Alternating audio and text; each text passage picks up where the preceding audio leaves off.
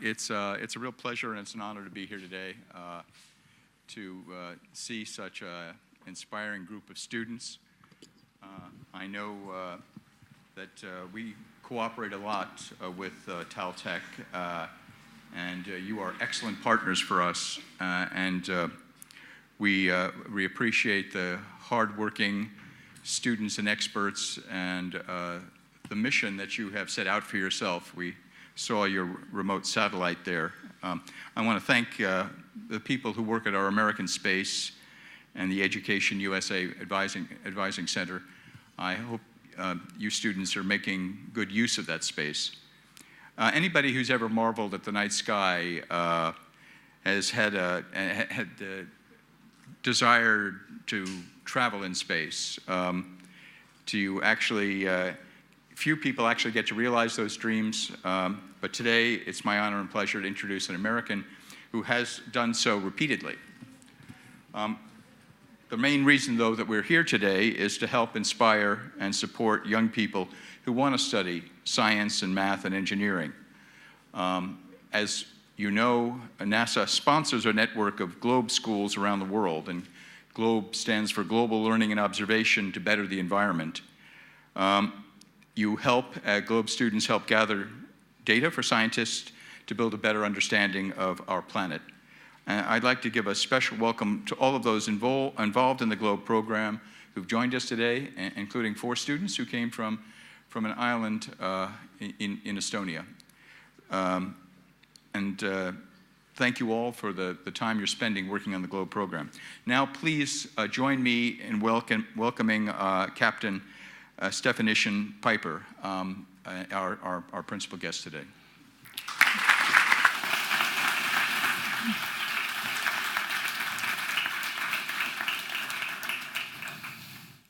Thank you, Mr. Ambassador. It is really my pleasure to be here today. This is kind of the wrap-up of a week that I've spent here in Estonia, and I will say that I have had a wonderful trip. I can't say enough about having the opportunity to go across Estonia to different parts of the country and have the opportunity to talk to different students and share my experiences with them, and hopefully I've sparked a few of those children to think about, you know what, maybe that could be something I could do, or even if it's not actually flying in space, but just to be part of the space program, because there is just, as the ambassador said, looking up in the sky is just just sparks so much. And I can definitely say being up there and looking back at the Earth sparks a whole heck of a lot more too. So let's get started. Let's see if I can get this to work. There we go. I always like to start talking about when I was in high school. And when I look out and I see a number of young students here, you know, this is you. I could have been you. In high school, I didn't really think much about the astronaut program or even becoming an astronaut. You know, I graduated from high school in 1980. It was a period in the United States where we were kind of in between space programs. We had finished the Apollo era and we hadn't started with the Space Shuttle yet.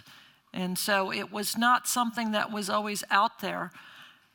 But one thing I did know is I did know that I was going to go on to college. It was something that my parents had stressed to my brothers and I. I have 4 brothers. My parents had both come from Europe. My mother's German, my father's Ukrainian. And when they came to this country, and in raising a family, they wanted all of their children to have opportunities that they didn't have. And so they told us that our job was to study hard in school, go to college, and become successful. And so that's what I did. When I was in high school and it's time to think about college, I wasn't quite sure what I was going to do in college. I knew one of my strong classes was mathematics. I loved math. But at first I didn't know, what do you do with math? You know, what do you do with it? I wasn't going to be a math teacher. I kind of knew that already. And then at that time, they were trying to get more girls into engineering. And the more I learned about engineering, I realized that, you know what, math is the foundation for a lot of the sciences. If you want to go into physics, if you want to go into engineering, chemistry, you need to have that math foundation to be able to understand all those other concepts. And so I said, well, I like to fix things. I like to tinker with things. And so engineering looks like a good fit for me. So I applied to a number of different schools. I think that's what they tell you to do. And one of the schools I applied to was MIT, Massachusetts Institute of Technology. It's a very good engineering school. And I was accepted. So I thought, well, if MIT accepts me, then that's where I'm going to go to school. But in the United States, college can be very expensive. And as I mentioned, I do have 4 brothers. And so I took a scholarship from the Navy. The U.S. Navy, U.S. government, all the U.S. Army, Air Force, Navy have programs that they will pay for your tuition. You spend time in the military when you're done. And I thought, spending 4 years in the military is not the worst thing in the world. And it pays for my college, so I figured that was a good choice. And after my first year at MIT, I was very enthusiastic about staying in the Navy. I was going to go to Navy flight school. That's what I wanted to do. I wanted to go fly jets. And after that, we'll see what that was going to do. Unfortunately, right before I got commissioned, I failed the eye test. They told me I could not become a pilot. I could still go to flight school, be either a navigator or the naval flight officer or weapons officer. But that I wanted to be the person flying the airplane. So at this point, I was committed to the Navy, so looked at what else does the Navy have to offer. Deep sea diving looked like a good career choice. And I did. I went off to Navy dive school, became a qualified diver. And MIT was challenging mentally. Dive school was challenging physically. But the time that I was at MIT, I learned that, if you put your mind to something, you can do it. It's not impossible. And same thing with the physical aspect. If you work hard at it, you can do it. And so I made it through dive school, went out to the fleet, and I spent my time doing ship repair, doing underwater ship repair, doing salvage.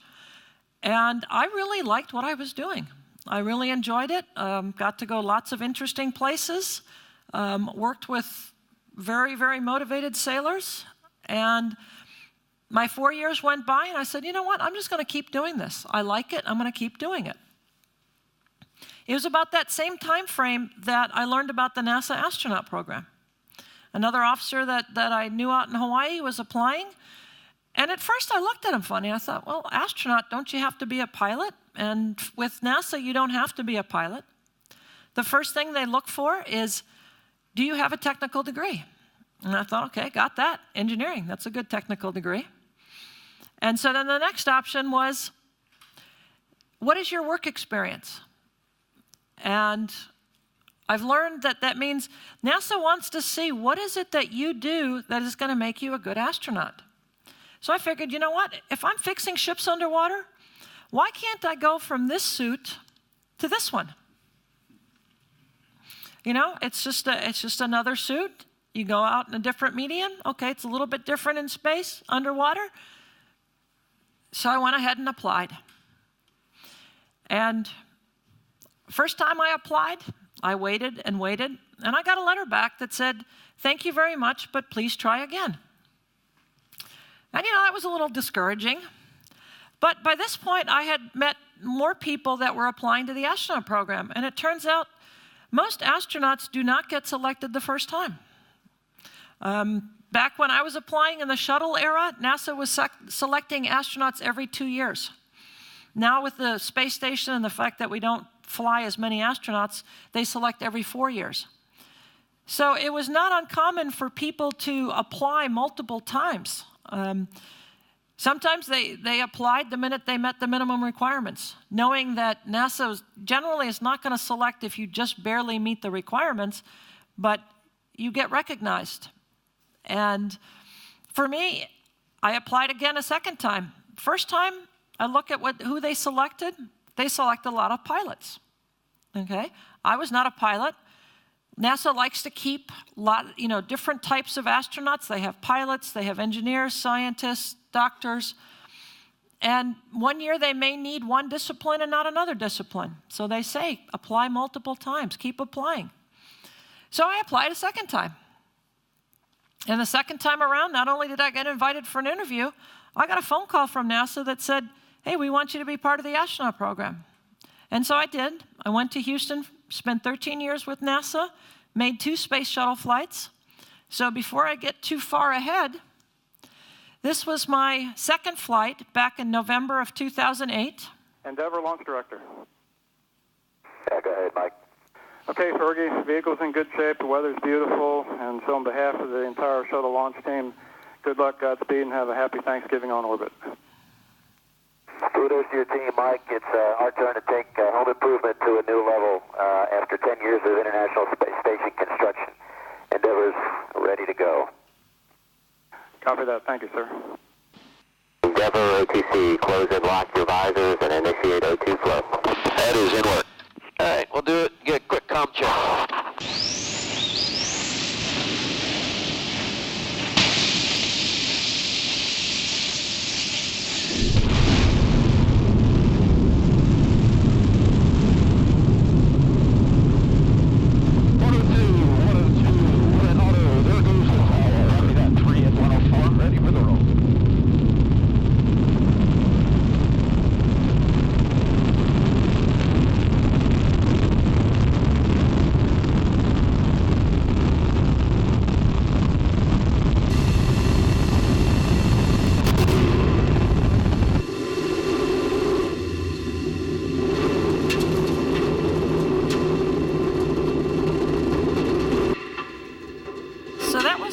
First 2 minutes of flight.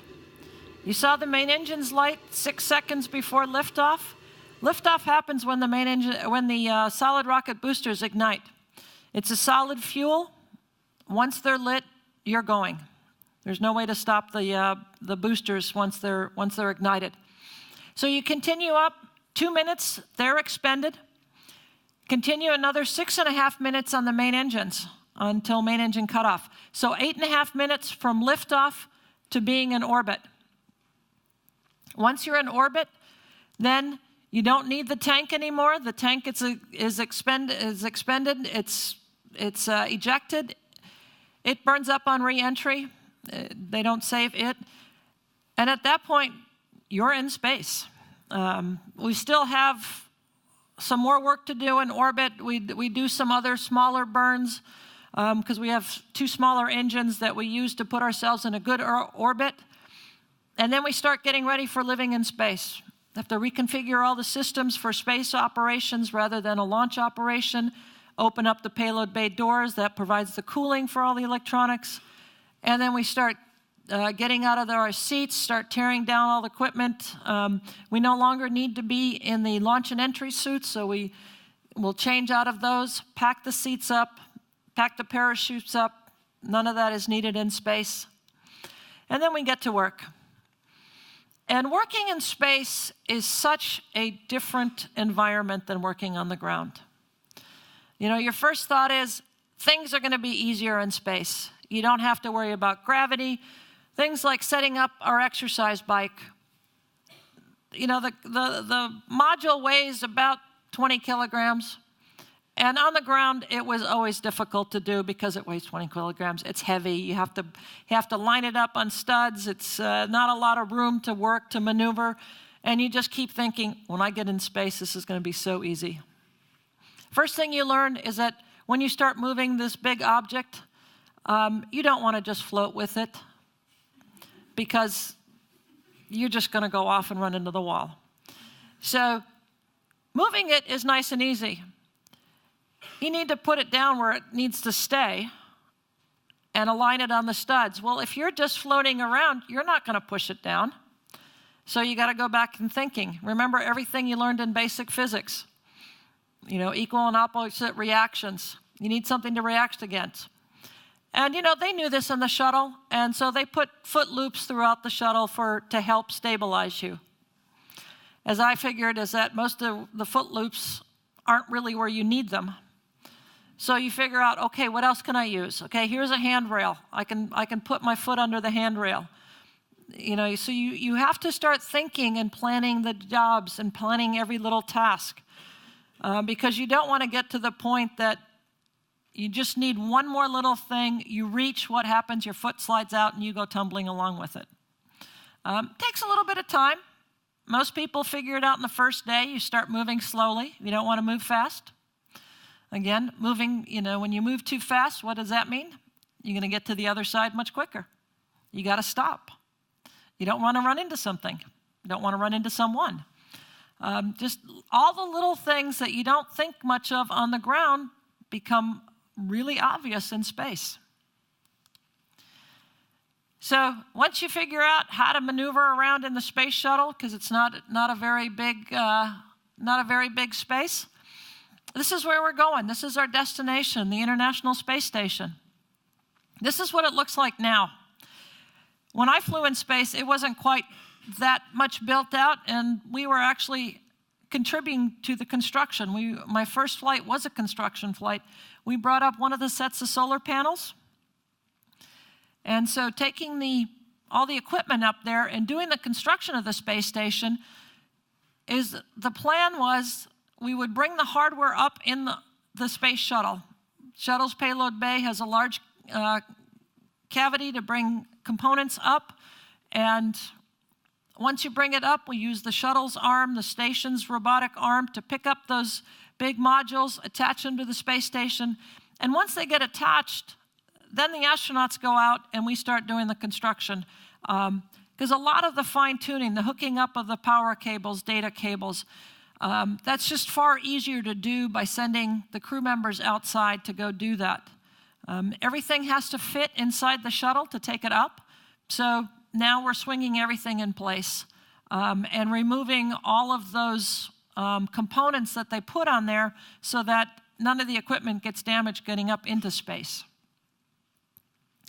And so you just work, you know your tasks, you've practiced them on the ground, you practice all the tasks we practice in the pool, underwater, and then you go to work and get it all done. And so my second flight, we were a resupply mission and a repair mission. The resupply part, we had a cargo carrier that we attached to the space station and offloaded supplies and equipment that they needed on the space station so they could increase the size of the space station crew from 3 crew members to 6 crew members. And then the other half of our mission was to do a repair. We had to go to do a repair on the outside of the space station. What always seems to happen whenever there is a major repair on the space station, it's generally something they hadn't planned on. Because as much as you put the due diligence into designing the hardware, building the hardware, and anticipating the zero-G environment, there's always something that seems to happen in space that wasn't anticipated. So what had happened on the space station is just inboard of the solar panels is a large diameter ring. It's about 3 meters in diameter. And there's a series of bearings on there and 2 drive motors. And what the motors do is they drive this ring, and it allows the solar panels to rotate 360 degrees so they can always be tracking the sun as you're in orbit going around the Earth. And that way you get maximum power generation for the space station. The component that they brought up on one side of the space station, on the starboard side, shortly after they brought it up there and put it into operation, they first started noticing a higher current draw on the motors. Then they started noticing vibration in the space station. And vibration in space is very bad because that just leads to early failures. So they decided to just lock that ring, don't use it. It affected the amount of power that was being generated for the space station. They sent crews out to go take a look at what it was, and what they found is that the surface where all the bearings sit, that's supposed to be a nice, shiny surface, that's usually where you want your bearings, it was crumbling. It had a hardened surface, and the bearings were actually causing failure on this metal. And so it took them a while to figure out, okay, what was causing it, and then what are you going to do about it? You can't swap out this component on the space station because it's inboard, and there was something that wasn't going to be replaced. It turns out what it was is that because of a inadequate lubrication and because higher loading than they had anticipated on the ground, is that the bearings, instead of sitting on the ring, were canted, and so they were digging into the ring, and they also think there might have been a material defect with the hardening of the surface, and all of that contributed to this surface basically being ground up. And so there was just a lot of metal particles that were all just kind of somewhat magnetized and sticking to it. And so, okay, so what are we going to do? How do you clean it up? Well, the easiest way to clean it up is to wipe it off with grease. It'll stick to the grease, and also grease will provide lubrication. And we actually added additional grease to provide even more lubrication, put new bearings on. So pretty simple fix. Unfortunately, the grease did not behave very well in space. One of these applicators, these things here, one of them leaked in space. Just shot out a little bit of grease. And they were very concerned about us working with grease outside. Not just because we were going to make a mess. There's a lot of other equipment on the outside of the space station. They didn't want to get grease on that equipment. They didn't want to get the metal particles on those equipment. So we said, okay, we're not going to get grease all over everything. And sure enough, I reach in, I get grease on my gloves. I'm like, okay, this is not good. I called Mission Control, told them what I found, told them I'm just going to clean it up right now. They said, okay. And this toolbox that I had was, probably the size of the podium. And it had all, new bearings that we were supposed to install, had the tool bag, had all these wipes that we were using. And everything that you take outside is attached, is on a little hook. We had a long stringer with a bunch of little hooks. And so I just pick one up, wipe it up, pick another one, look it up. Okay, that's fine. The next one. The very last one I picked up was this one. I actually touched it. And then I said, okay, wipe off a little grease, let it go. That's my tool bag. I let it go because it wasn't attached. We somehow missed it before we went outside on our spacewalk. And interesting enough, it was in the big box. I had opened the box. It stayed in there for about 45 minutes before I picked it up and let it go. And again, basic physics. It was in the box. Nobody touched it. It stays there. It's not until you start touching it. If I had kicked the big box, it probably might have come out at that point. But otherwise, I let it go. It wasn't attached. This is not a good thing to see your tools floating away. For a split second, I thought maybe if I jumped, could I catch it? And you know what? Do not make the situation worse. Bad things happen. As much as you plan for what you're going to do, I didn't plan on having leaking grease. If the grease hadn't leaked, I probably would have found it. Oh, this is not attached. That's good. Oh, it's a good thing it didn't float away. Hook it back up, go back to my work. But usually you have 1, 2, 3, 4 little failures, and then boom, something bad happens. What do? You call Mission Control, tell them, oh, by the way, not only do we have leaking grease, I don't even have, no more leaking grease, it's all gone now. But you call the ground, tell them what happened, and then you figure out what you're going to do. Luckily, we had plenty of supplies, other supplies that we had. I didn't lose any of the bearings, that was good. We had a duplicate set of tools. So now my partner and I, instead of having individual tools, we had to share. And what that forced us to do is think about the job we were doing and figure out a better way of doing it. It turned out, because we had to share, we weren't squirting grease all over the place, and it worked out better. And we sequenced our jobs better. We had to coordinate, and we actually got, even though we were coordinating with everything, we got all the job done, and everything was good at the end. And so we were happy. I was happy because the job was done.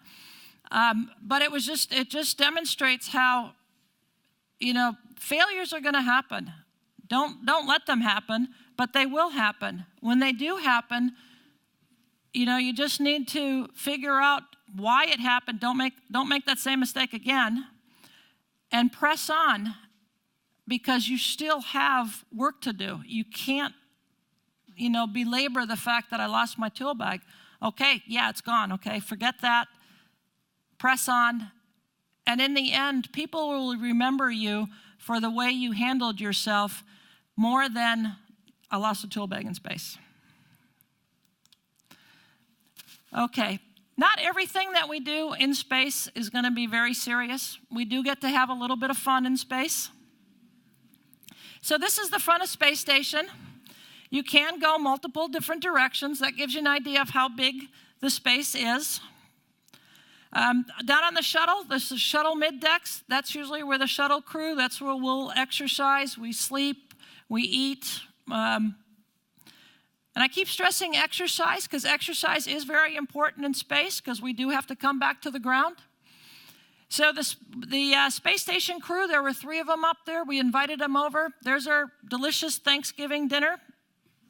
A true American feast. And I always say we play with our food just because we can. And so now that I'm talking to a university, you guys can tell me what the cross-section of that cup has to be so the liquid doesn't float out of it. One of my crewmates figured out that he could actually make a cup in space. Otherwise, everything else you have to drink out of a straw and clip off your straws when you're not drinking, because the liquid will come out. And that is my one fun picture from space, and found out that long hair is not practical in space. But by and large, the most favorite activity of astronauts is just to look out the window, is look back at the Earth, because we have such a spectacular planet. In the shuttle and on the space station, we don't get to see the Earth as a complete ball. Our orbit is only 350 kilometers, give or take a few. And so from that altitude, we never get a full view of the Earth. But we do get enough of a view that when you look at the horizon of the Earth, is that you do see the curvature of the Earth. You see the thin blue layer there, that's our atmosphere. And then beyond that, space is black. There is nothing out there. So that means we have to protect the planet that we have, because it's the only one we've got. The other thing I like to do is look out the window and figure out, where am I? And I realize that from 350 kilometers away, it's sometimes a little bit harder to figure out where you are. There is a lot of blue ocean covering the planet. There's always seems to be a lot of clouds as well, so that makes it a lot harder. Desert areas show up very nicely because there's hardly clouds over the desert, and it's a very yellow brownish areas. So anybody can tell me where this is?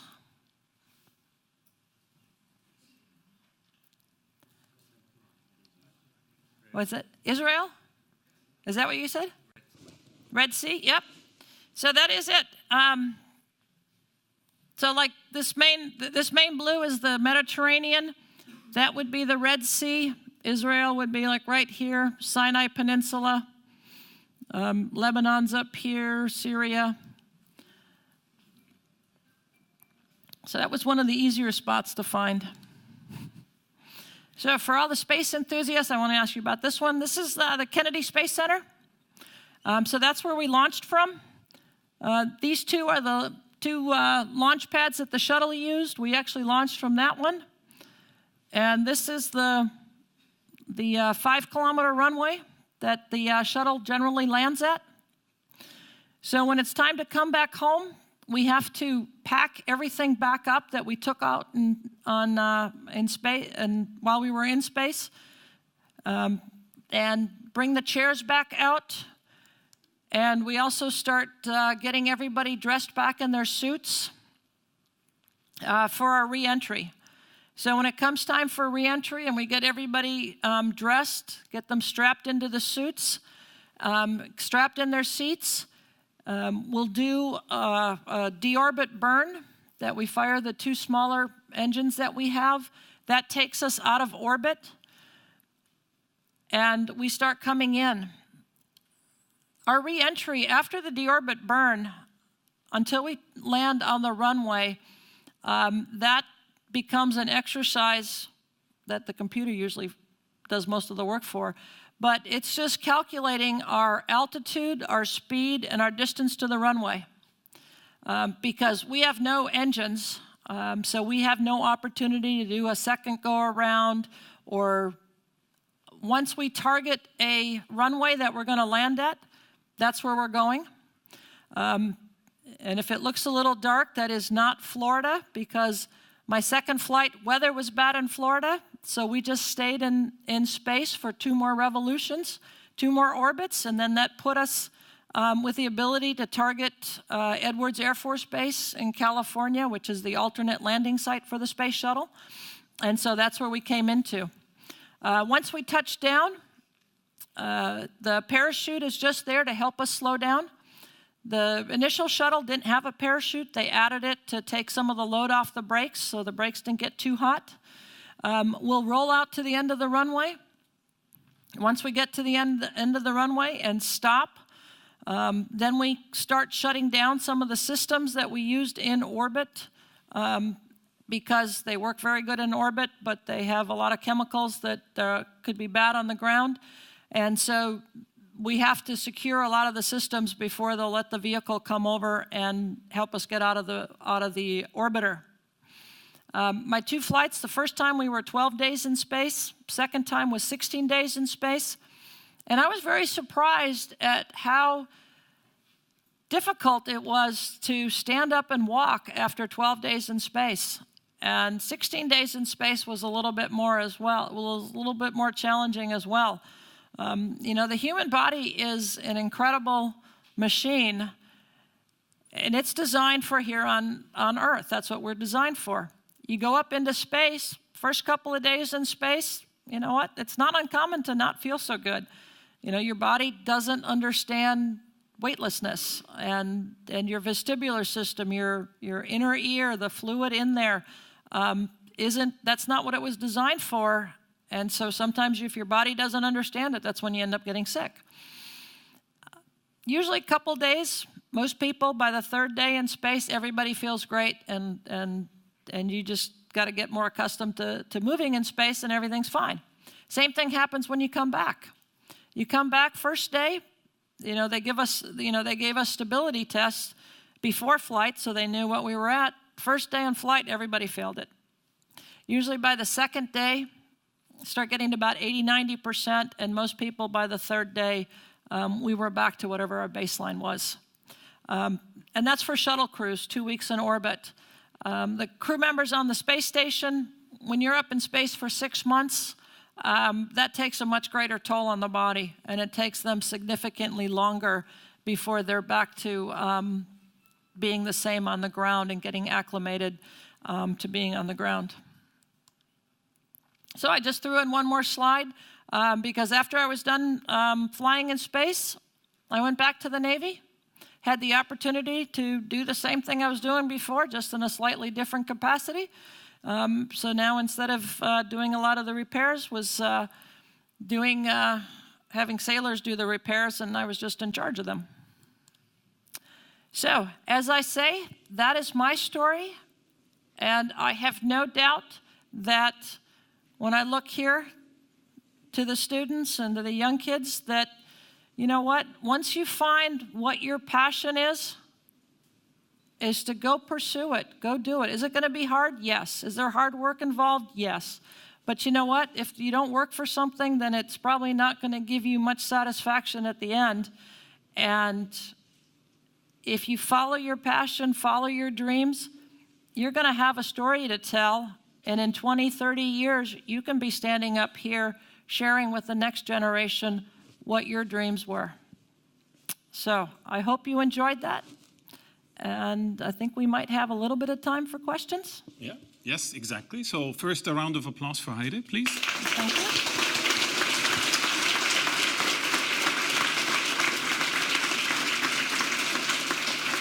So, please. Okay, thank you. Thank you for the really great story about being in space.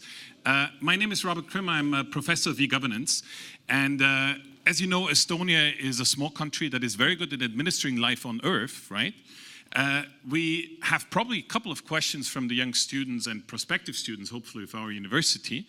And what I wondered before we get to that, how is it you were going just before elections in the US and just came back, or the other one was just after elections? How would it have been if your mission would have taken off during elections? How would you have done that in space?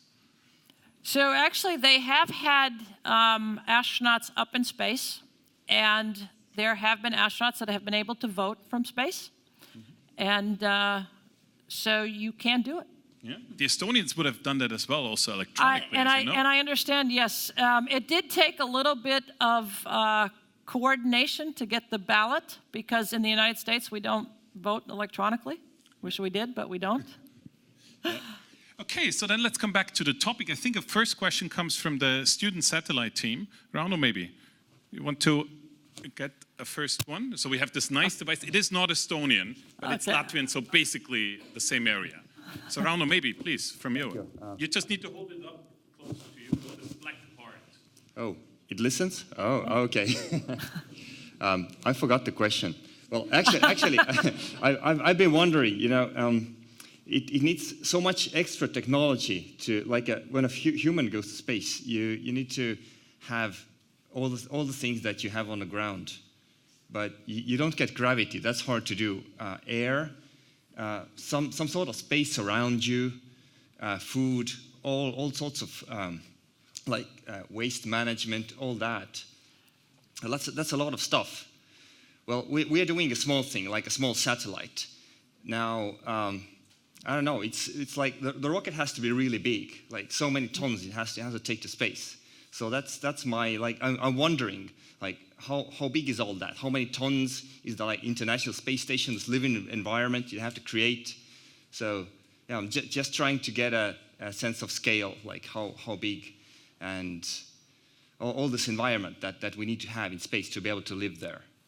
Yes, so it does take an awful lot of resources to keep people in space. You know, I probably should know what the mass of the space station is, but off the top of my head, I don't know what it is. But I do know just the one component we brought up, which was just they called it the P3P4 module, which is part of the external truss that had a set of solar arrays.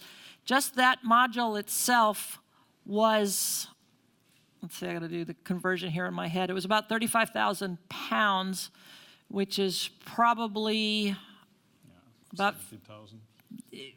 No, about 17,000 kilograms. Yeah. So whatever that is, like, divide that by 2, like 9,000 tons. And so that was just one module. So there's this exact same one on the outside. The P6 was about, and S6 was about the same size. So we're talking, you know, thousands of tons up there in orbit. The shuttle, so the shuttle's lift capability, so the amount of thrust that you get at liftoff from the 2 solid rocket boosters is 7.5 million pounds of thrust. So if you take 7.5, so somewhere around, you know, 3 million kilograms of, no, that doesn't work that way because it's yeah, never mind. I'm making it too hard to go from English to metric units. So it's a lot. Yeah. It is a tremendous lot. Great. Any other questions? Okay, please. During the first day in space, when you told us you got sick and everyone got sick, how did it affect you? How did you feel, or like, what was the sick part? Okay, so first off, I didn't get sick. Okay, so I can say that, and you know what? That was, you know, people ask me what, you know, if I had concerns about flying in space, and probably one of my first concerns is I did not want to get up into space and get sick. And when I say get sick, it's just, you know, it's you know, nausea. And so, but they know it happens, and you can do a number of things. You can take like anti-nausea medication before you launch. They have anti-nausea medication that you can take in orbit. And generally they'll give it to you by a shot into one of your, usually in your behind is where it goes. And so you'd have, that's what you could take.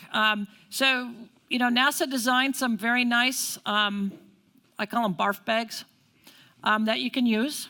And, much better that, you go on an airplane and you just get the little paper bag.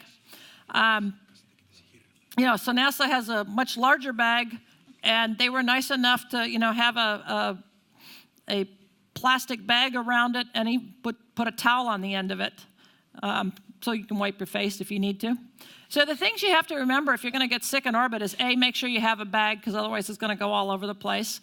And two, when you do use the bag, again, go back to physics, okay? Whatever you eject is going to go into the bag. It's going to hit the end of the bag, and it's going to come back at you. So you just make sure you close off the bag right after you're done. Okay, one more question, please. Yeah, thank you very much for your story. And I have several questions. And my first question is very easy. How do you think why all the cosmonautic costumes are white? Why are they not, I don't know, some very nice? Okay, so the main reason they're white is because you don't want a dark color that's going to absorb heat. And there's more of a concern in space when you're working is not to overheat as opposed to getting too cold. You're also working inside you're in an enclosed environment outside. You're in your own little bubble. And so as you're working, then you're generating heat, and all that heat stays inside. So you don't want to be wearing, a nice black suit and have the sun shining on you. And so that's why they make them white. Okay, thank you. And my colleague here from the school who is guiding the cosmic space program for the school children, he's just wondering, what is about your psychological stress what you have when you are on space, or when you have told us that only 8 minutes and you are on the orbit outside, how you can manage with your psychological situation?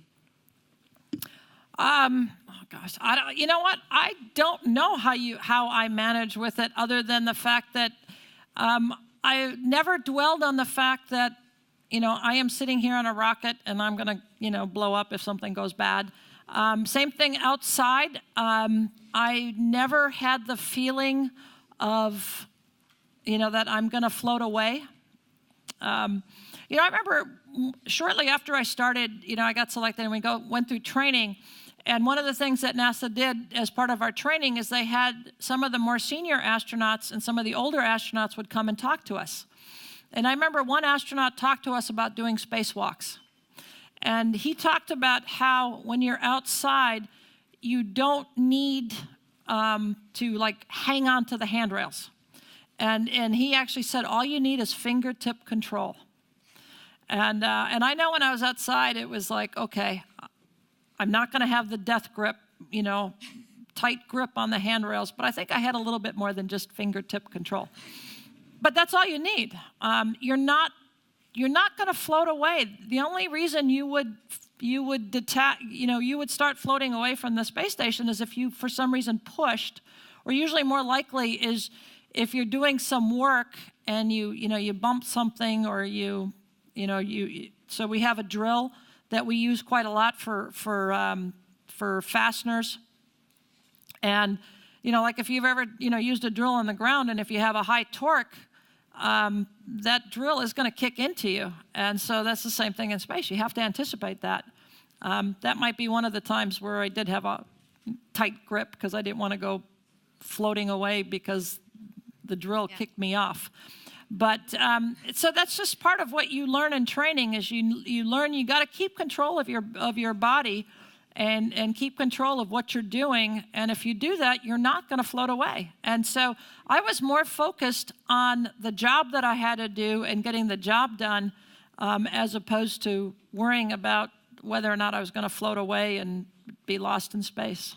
Thank you very much. And my personal, can you give some very short comment about SpaceX program? About what? SpaceX program. Oh, SpaceX program.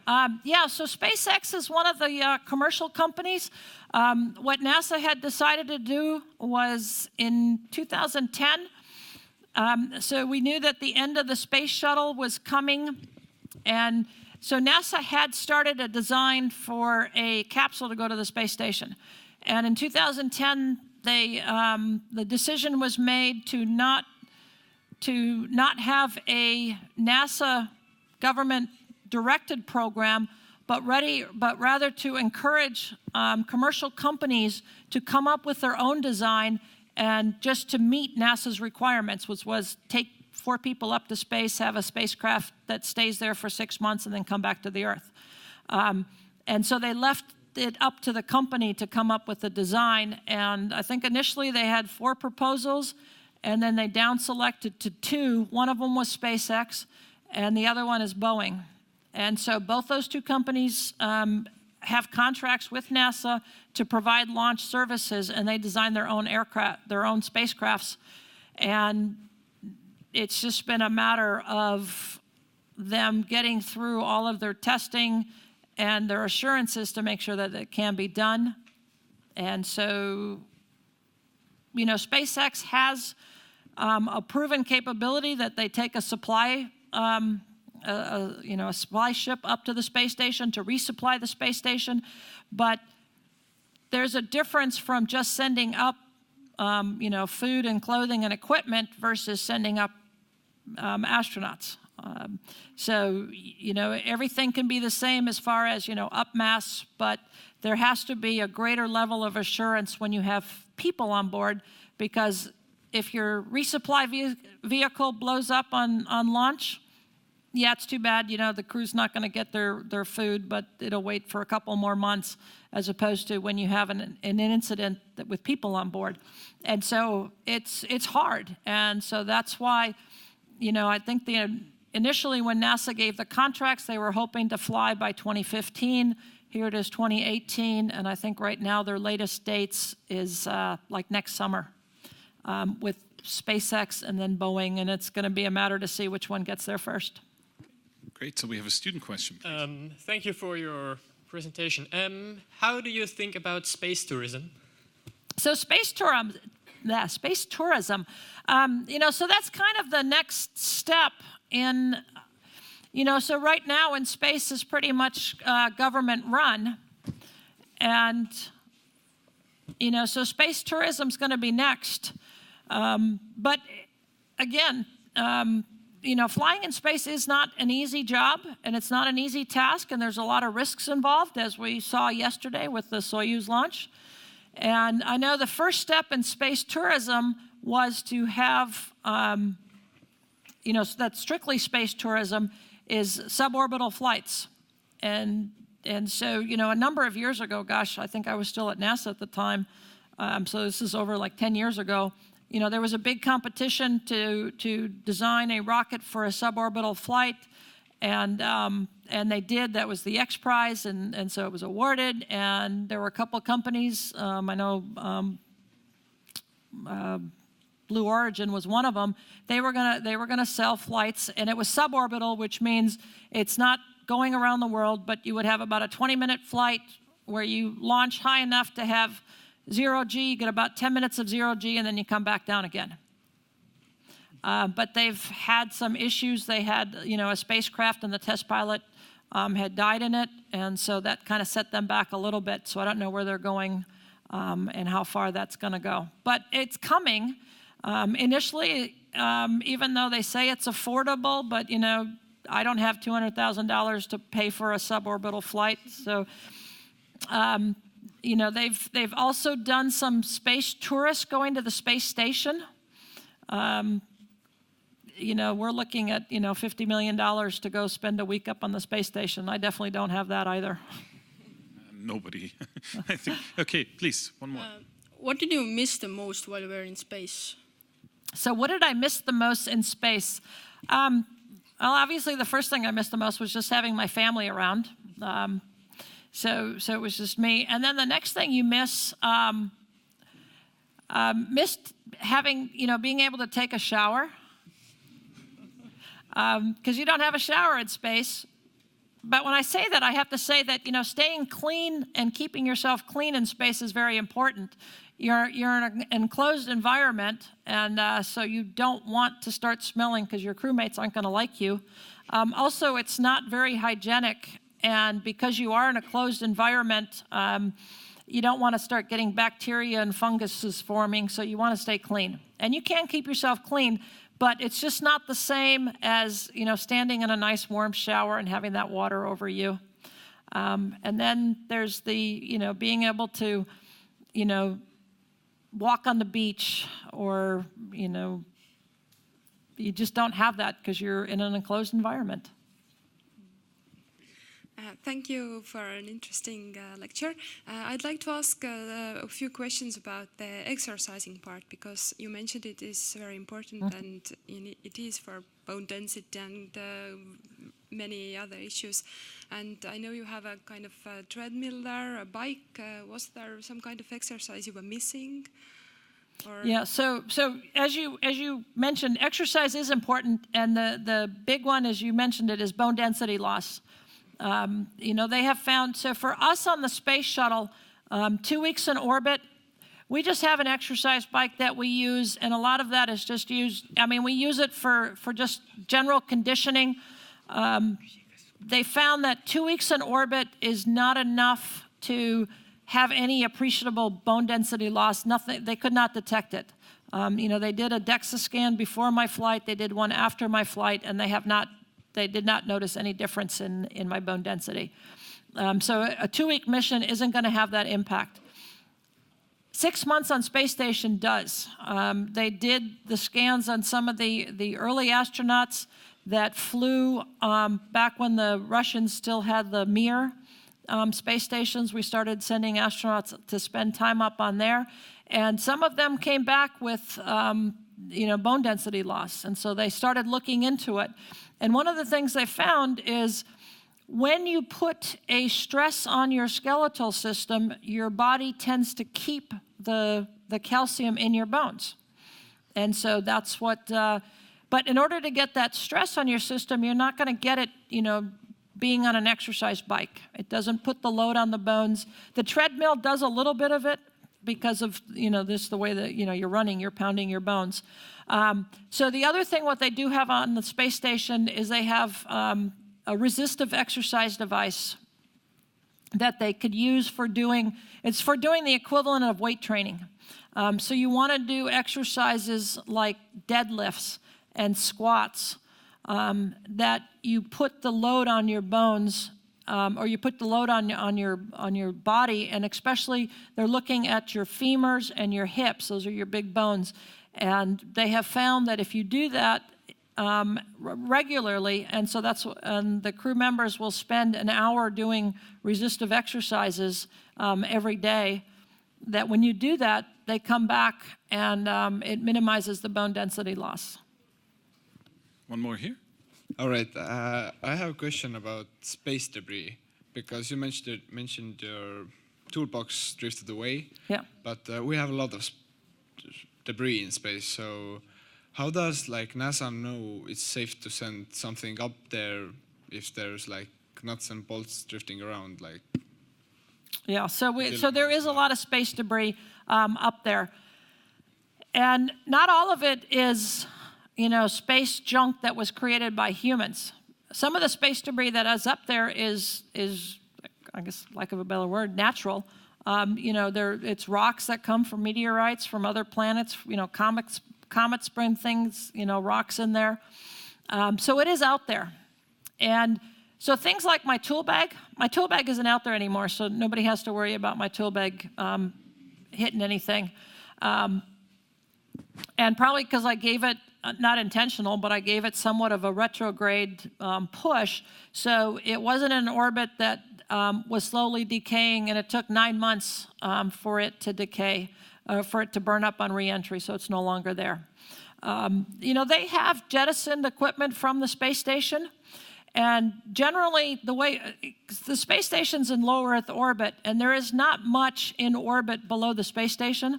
So when they've had to, jettison equipment that they no longer need on the outside, if they give it a retrograde direction, meaning you push it towards the Earth, it will decay and burn up, and then it's no longer a concern.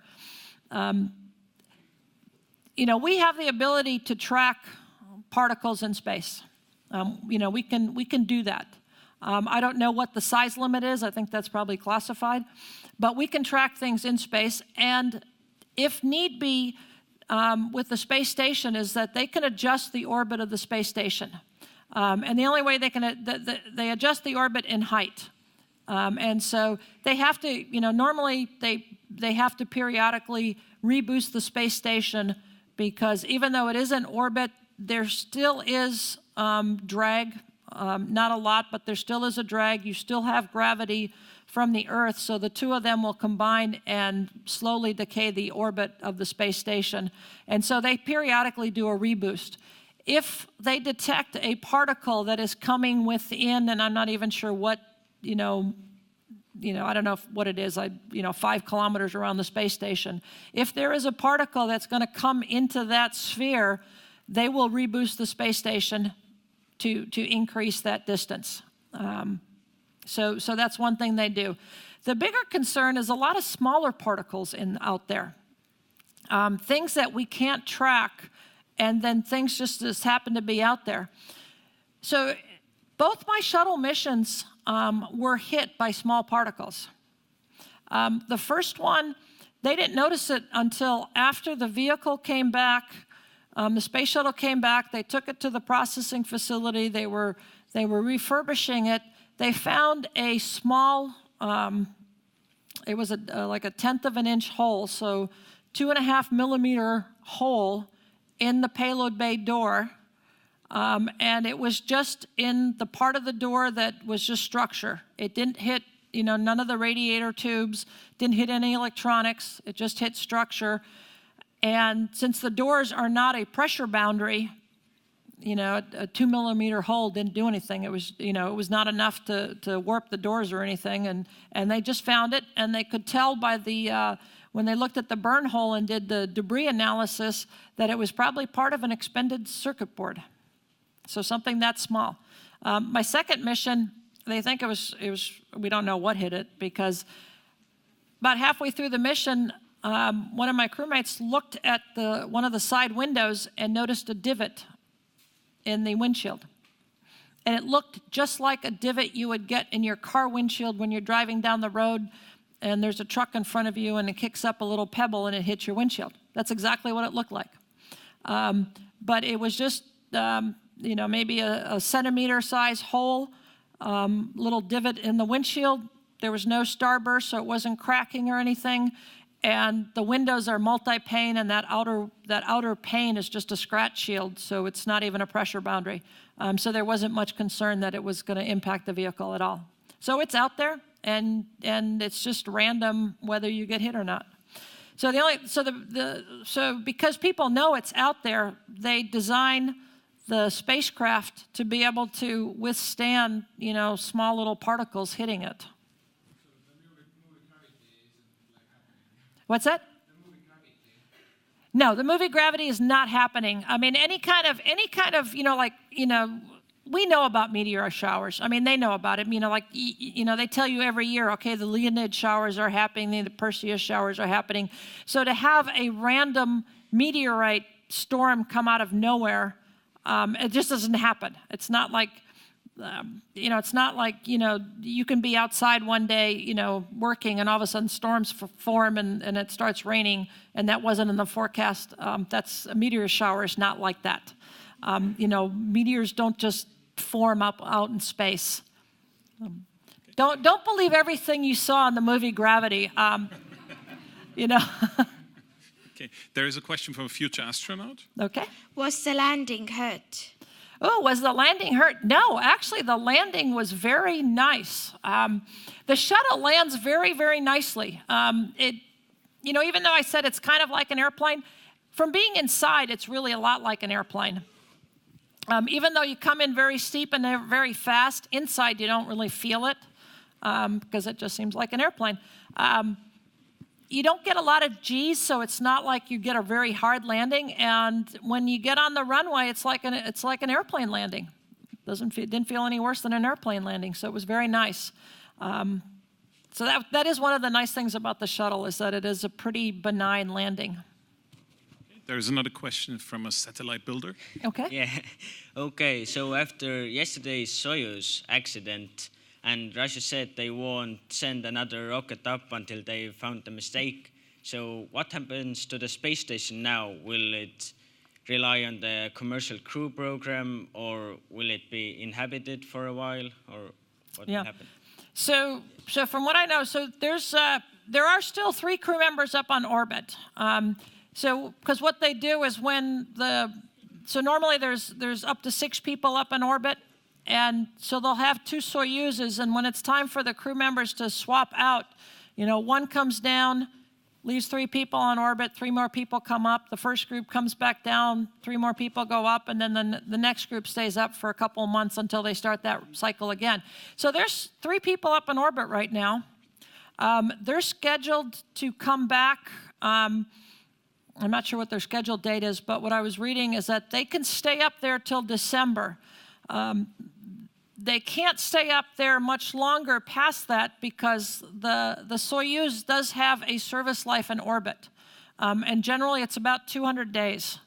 So they've been up there, I guess they would have been up there since like May or June. And so they have to come back. I think December's their scheduled day, which would have put them somewhere around 180 days. So that means they can only stay about another 20 days, and then they have to bring that rocket back because the service life is 200 days in orbit. And if that was the case, then they would leave the station uninhabited, and it would be controlled from the ground. And there may be some experiments on up in orbit that the astronauts tend to that just couldn't get tended to. The commercial space right now, they're looking at launching, I think the current dates are somewhere next summer.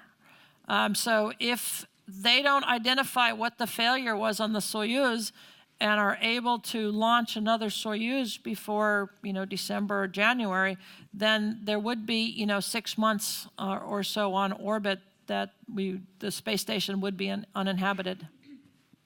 One more, please. Thank you for your presentation. The question, did your team have any local jokes that only you can understand? Yes, we did, and that's something that's pretty common. I mean, if it's the same. If a group of people work together and you get used to everybody else and you start having your own jokes amongst yourselves. And then when you go tell everybody else that, most people just look at you and go, that's not really funny. So yes, we had our jokes, but that's the same you'd have. What, you want me to tell you what the jokes were? Okay, so let's see, what can I say that's not going to embarrass any of my crewmates too much? So one of the things we did, and this was probably more of a joke during training, is that so my commander and our lead spacewalker, the 2 of them had flown together on a previous flight. And so they said they had this thing on their previous flight so we all get these, shirts. We have some that we wear on orbit, and then NASA gives us 2 shirts for training. So, because there's certain events during training that they want everybody to dress alike, and so the commander said, "Okay, we're gonna have this game that there's certain events that everybody needs to wear the same shirt, but we're not going to tell you when it is, and you have 2 shirts." And then we were in training for so long because we were after Columbia, we had a couple of extra shirts, so you need to figure out what shirt you're supposed to wear and when you're supposed to wear it. And if the majority of the crew wears the same shirt, everybody who doesn't wear the same shirt, has to throw in $1 to our crew post-flight party. We had one crewmate throughout entire training. You know, after a while, it got to be pretty obvious. Okay, whenever we have a sim, we all wear the red shirt. If we have a meeting up at, at headquarters, we wear the blue shirt. And so we all figured this out. Steve, for some reason, couldn't figure out the pattern. And so he would always show up in the wrong color shirt. And it got so bad that even after our flight, we would go out. We had to go various places after the flight to talk about the flight. And one time we show up for this big briefing. 5 of us are wearing one color shirt, and he shows up with a different color shirt. And so then one of the things that our instructors do for every flight, when we come back, there was one hallway in our building that the instructors would always fill it with all the funny things that happened during the flight. And they started putting pictures of Steve. They would take pictures from space, and they would color the white spacesuit. They colored it pink in one picture. And then they had another one, the orange suit, they made it green. And so we all thought that was kind of cute. So one question here, and then there's space for one more question after that, so think of one. Yeah, I work as a translator, and the last book I translated was written by a classmate of yours, I believe, Scott Kelly. Okay. And he wrote that he was a pilot, so, and the Space Shuttle is one of the most difficult aircraft to fly. But he said flying his first flight on some propeller training aircraft was much harder, because by the time you are selected as an astronaut, you are already quite competent and confident. So I wanted to ask about you. How do you feel? For example, which one was more difficult, becoming an astronaut or becoming a deep-sea diver? Okay, so you know what? I have yet to read Scott Kelly's book, so I hope you enjoyed it. Do you recommend it? Yeah. Yeah. Okay. So so I think becoming an astronaut, it was different than becoming a deep-sea diver, because a lot of becoming the deep-sea diver, I mean, technically, all the diving principles weren't that hard to figure out. I mean, I can figure out Boyle's law, and I can figure out buoyancy and gravity, and when we get into salvage, even doing ship stability calculations, I can figure that out, so that wasn't that hard. The hardest part of getting through dive school was the physical portion. It was just very physically demanding.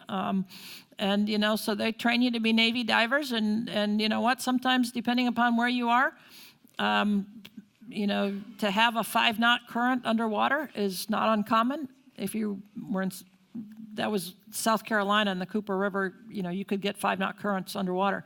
And so that's what they train you for. So that part of it was physically hard and physically challenging, and it was just a lot of stress. Also, like a lot of things in the military, it was almost like boot camp, but not quite as bad. That they're constantly yelling at you and harassing you and trying to stress you out. That's what they're trying to do. And in astronaut training, they don't try to stress you out. The astronaut selection portion of it, some of it, you put your package together. You try to present yourself in the best light you can. You try to do all the right things. You've got the right degree. You've got not just the bachelor's degree, at least the master's degree. You've got the experience. You start highlighting, okay, what else do you do that would make you a good astronaut? I put in there that, I do speak other languages.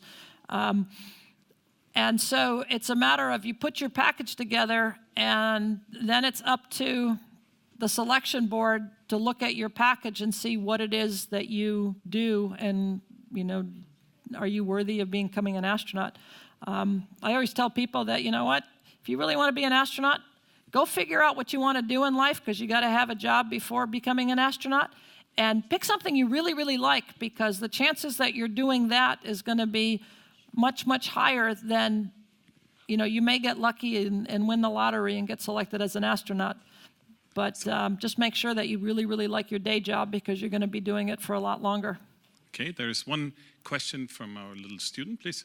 Thank you for presentations. And we have a question. What did you do in the space at free time? Okay. So what did I do in the space in my free time? Took a lot of pictures. You take pictures of yourself in space, take pictures of your partners. I did have the opportunity, we do have the opportunity to send emails, so you can send people a little note back. People can write to you, and so you answer the questions, what you did in space today, things like that. We do have a telephone capability, so to speak. It's an IP phone, internet phone protocol. So the software's on the computer. You dial up the number, but you have to have a certain type of satellite coverage. So if you have the satellite coverage, you can make your phone call. It goes from, the space station to the satellite, down to the ground. It goes to Marshall Space Flight Center, and then they turn it around and send it out on a landline to whoever you call. So before I give to our vice rector, I have a personal question of my daughter, because she's 5. She's wondering, where is your spacesuit? Where's my spacesuit? Yeah, your spacesuit. She was expecting you would come in the spacesuit. Oh. Well, the big spacesuit, we don't get to keep them. They stay at NASA. A pity. Please, Director. Well, thank you. Well, we believe here at the university that education matters, and I believe that that it really is so. Mm-hmm. And I guess there are many MIT graduates being into space, and you are one of these. What are your thoughts on education, and has MIT done something differently, completely differently compared to other universities, perhaps? Or what should we do in engineering education? What is, from your perspective, the biggest challenge in engineering education? Yeah. Thank you. So first off, I will. MIT is a fantastic school. It's got a wonderful reputation, and I'm very glad I went there. But if you look at where did most of the astronauts go to college? Actually, the vast majority that did go to MIT, they went there as graduate students. There are a few of us that were there as undergraduates as well. And I think what it probably says more, not so much the university itself, but probably more the type of person that goes there. It's somebody who's highly driven.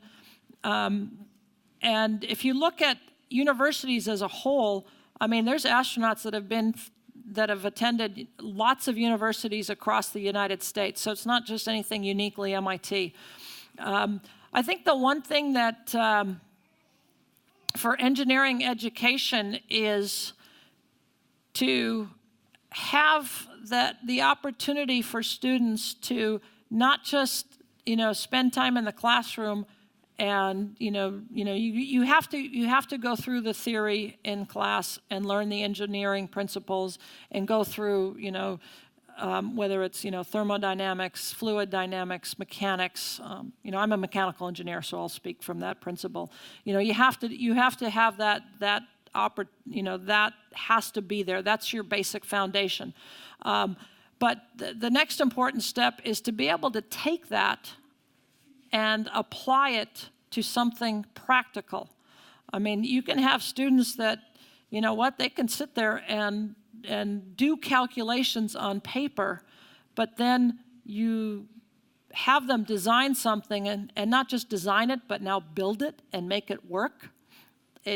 Sometimes it's not that easy to do that translation. So I think that when you have the research opportunities, and not just for the graduate students, but also for undergraduates to have, whether it actually is a funded research program or all of these special programs that we now have, like things like, designing satellites, the self-driving cars, You know, I know there's another one in the United States that builds a human-powered submarine. I know there is a human-powered submarine competition here in Europe as well.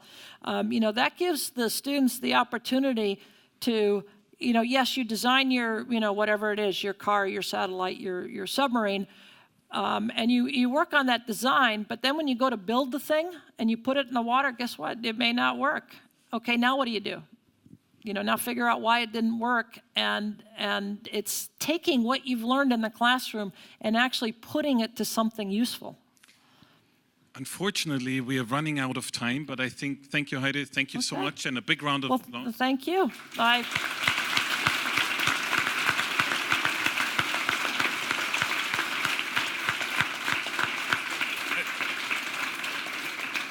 think we have a little bit of a something as a present to take home from Tallinn. Thank you very much. Thank you all. Thank you for coming. And